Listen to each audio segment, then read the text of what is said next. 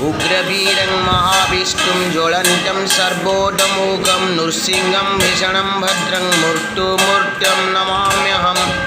बर्तमान आप देखिपे कोरोना भयरू मुक्ति देवाई आम जगन्नाथंकर एक विचित्र लीला बाड़ी नृसिंह विजय।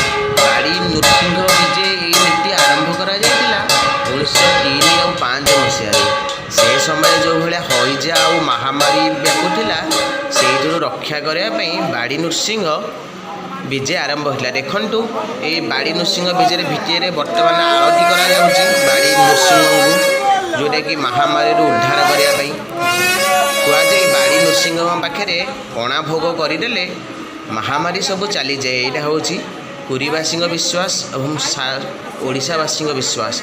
हिंदू धर्मर विभिन्न रीतिनीति अनुसार यही कार्यक्रम चली आसी। ये जगन्नाथ नीति पतित मान उद्धार करने रोग कष्ट उद्धार करने हईजा महामारी उद्धार करने ये बाड़ी नृसिंह नीति प्रचलित हो आसूँ। आज हईजा महामारी नथिले भी कोरोना भाइरस जो भली भयावहता देखा देइछि से मुक्ति पाइबापी ये बाड़ी नृसिंह विजय अत्यंत महत्वपूर्ण। कहुए बाड़ी नृसिंह बाड़ी माने हूँ महामारी।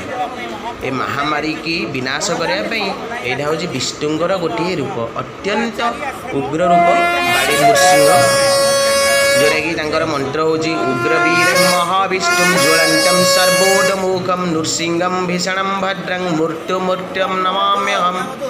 जय जगन्नाथ जय जगन्नाथ। यही बाड़ी नृसिंहर विजय कहुए जगन्नाथंकर रीतिनीति सहित नृसिंह नीतिनीति अंगांगी भागे जड़ित।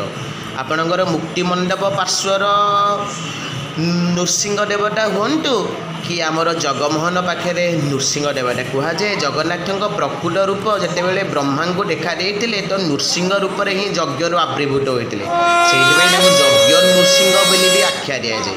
जितेबाला इंद्रद्युम्न महाराज जगन्नाथ स्वरूप जानापी यज्ञर आयोजन करते से समय ये उग्र रूप प्रभु जगन्नाथ दर्शन देते। से महाप्रभु को लीला किए भी कल्पनार बाहर अकल्पनीय तांको लीला आगे आमे मनुष्य सार से कहुए जगन्नाथ होती परम ब्रह्म प्रभु। ये संसार जगत उद्धार करने कोरोना महामारी उद्धार करने आपण लीला सबुबले विचित्र और सबुबले अवर्णनीय। आपण लीला आगे देवी देवता भी अगोचर आमे तो छार नर प्रभु आमर भी कौन अच्छी जोटा कि आमे आपण पाखे यहीटा जानीपारू जे दुनिया रे आपण लीलार एक अंश होचु आमे केड़े बड़ बड़ महाबात्या प्रभु टाड़ी देछन्ती कोरोना भाइरस को कौन आपण टाड़ी परिबेनी।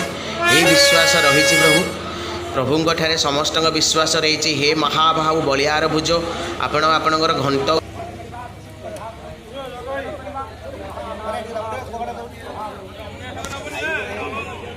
बर्तमान आप देखिपे आमर आलती कार्य संपूर्ण हो जाए। महाप्रभुंर कर्पूर आलती करिसंती कर्पूर आलती आमर सेवायत बंधु माने सेवायत भाई माने संस्कृति उजागर करी कर्पूर आलती कार्यक्रम चलती। समस्ते महाप्रभु पाखे प्रार्थना करुँच हे महाप्रभु केमिटी जो कोरोना भाइरस को केमिटी दूर कर दिंतु क्यों भली भाव में ओडिशा रू कोरोना भाइरस दूरे जाऊ समस्ते सुख शांति हूँ।